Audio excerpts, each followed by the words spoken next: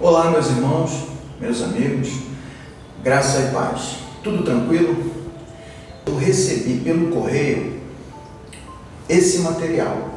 É um livro que foi produzido pela Christian Vision Brasil, que é uma organização interdenominacional e internacional que se propõe a tornar Cristo conhecido. Apresenta uma série de devocionais trazendo diversos textos breves, focando na questão do advento. Usando essas devocionais, nesses primeiros dias, eu vou publicar 3 meditações diárias, até que a gente alcance a data certa, quando nós passaremos a publicar apenas uma meditação por dia. Assim sendo, prepare-se para o Natal, meditando na Palavra de Deus. Acompanhe.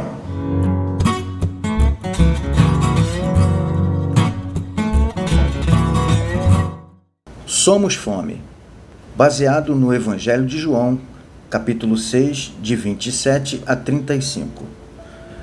Texto de Jonathan Pontes.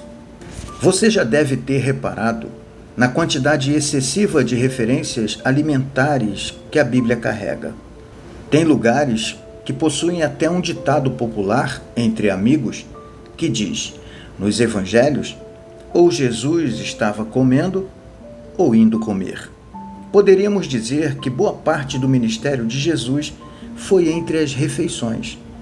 Mas isso não se limita aos relatos de almoços e jantares.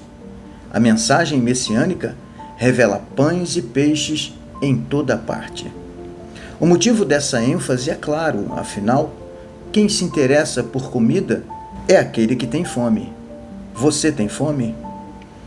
Jesus se apresenta como o pão da vida. Essa afirmação é profunda. Se você se lembrar dela apenas nos momentos de barriga roncando, pode acabar perdendo a riqueza do que ela diz. Quando a Bíblia fala de fome, ela não se refere apenas a uma carência momentânea que experimentamos depois de ficar muito tempo sem comer. Na verdade, ela está apontando para a carência com C maiúsculo. Não é que temos fome de uma hora para outra. Nós somos fome. Esta é a estrutura do nosso ser. Nós desejamos e somos movidos por tais desejos. Temos fome de tudo, de amor, beleza, poder, verdade, justiça e comida, é claro. A nossa fome é gigantesca. Imagine um coração imenso com uma boca igualmente grande que quer devorar tudo o que vê pela frente. A imagem é assustadora, não é? Essa fome descontrolada é o que leva os seres humanos a cometerem tantas atrocidades, porque nós precisamos ser saciados. A fome revela uma falta, e essa falta indica que algo pode nos preencher. E por aí vamos, em busca de tudo e um pouco mais, pensando que coisas diferentes que não vêm de Deus podem satisfazer a nossa fome. Agora leia o texto bíblico de novo. João 6, de 27 a 35, e repare como o seu sentido vai mudar. Jesus é o pão da vida. Ele é o único suficiente para matar a nossa fome. Existe um espaço no seu coração que clama pela presença de Deus, fome que só Ele pode saciar. Coma esse pão e fique satisfeito finalmente. Dor e delícia. Baseado no livro de Gênesis, capítulo 1, de 26 a 31, e em Lucas, capítulo 2, de 1 a 7. Texto produzido por Pedro dos Anjos. Mais de 2000 anos atrás, uma jovem mãe tomou seu bebê que acabara de nascer, envolveu-o em panos e o colocou em uma manjedoura, porque não havia lugar para eles na hospedaria. Por conta de um recenseamento, Maria e José tinham voltado à cidade natal dele, mas tiveram que se instalar em um local improvisado. Mais tarde, o recém-nascido Foi posto em um objeto inusual, que normalmente recebia o alimento de animais. Perceber a precariedade que permeia o episódio do nascimento de Jesus acentua ainda mais a radicalidade da narrativa da encarnação. Não só a situação era precária, mas sua nova condição também. Um bebê cujo pequeno crânio poderia ser esmagado por uma mão. Esse pequeno ser era Deus se vestindo da nossa vulnerabilidade, fazendo-se carne, humano. Emanuel, o Deus conosco, o Filho do Homem, como depois se auto-intitulou diversas vezes durante o seu ministério, expressão que talvez fosse melhor traduzida por Filho do Humano ou Filho da Humanidade. Sabemos bem o que é ser humano. Sabemos a dor e a delícia de ser o que somos. Descobrimos que Deus sabe sim. Este é o Deus que calça nossos sapatos, que usa nossa roupa. Um Deus que se envolve plenamente na sua criação, abraça nossa fragilidade, redime nossos corpos e assim refaz a beleza de ser humano, sua imagem em nós.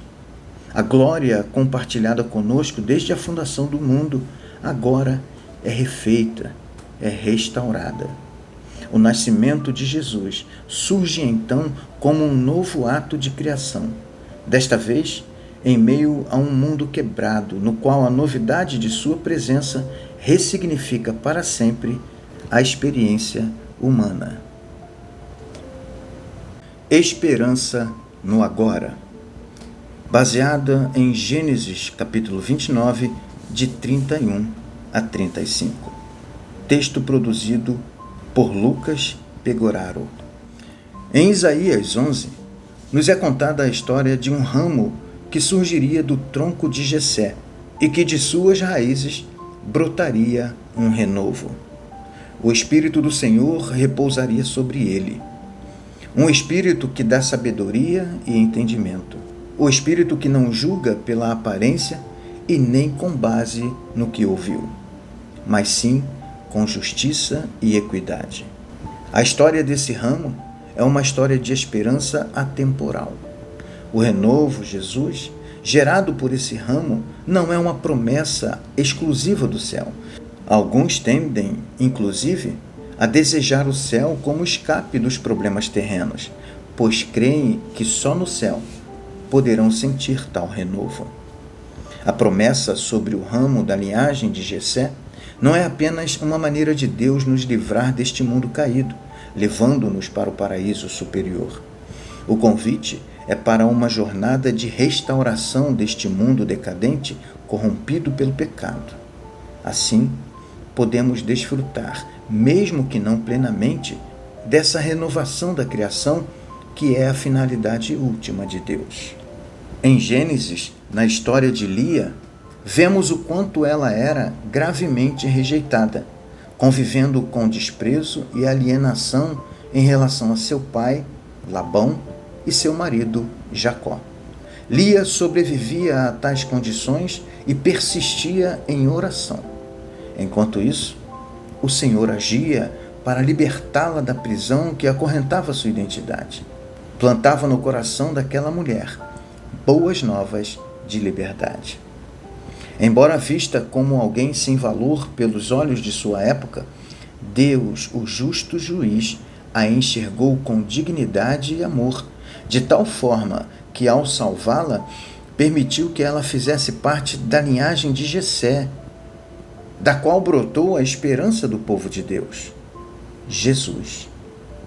Ela passou a carregar o sinal de uma antecipação do que Deus almeja fazer por toda a terra, desde o passado, o hoje e até a eternidade. O nosso sofrimento não passa despercebido hoje, assim como a dor de Lia não passou a sua época. Lia foi escolhida para ser matriarca da geração que conceberia a nossa esperança de restauração para céus e terra. Que alegria saber que podemos orar, assim na terra como no céu. e experimentar o renovo do Senhor derramado sobre nossa vida no presente.